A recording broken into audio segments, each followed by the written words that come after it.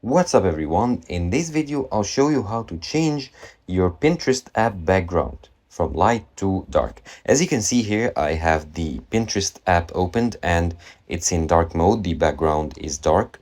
So unfortunately you cannot change this setting in the Pinterest app itself. It'll follow the general settings on your device. So if you turned on the dark mode on your device settings on your iPhone, these settings will be available on Pinterest. So let me show you. Here I go to settings on my phone, scroll down to the display and brightness, and if I have dark mode turned on, this means the dark mode on system-wise will be turned on and it'll reflect in the Pinterest app. If I use the light mode and go to Pinterest, as you can see here, it changed. Now the background is white, and that's how you change the background on your Pinterest app on your iPhone.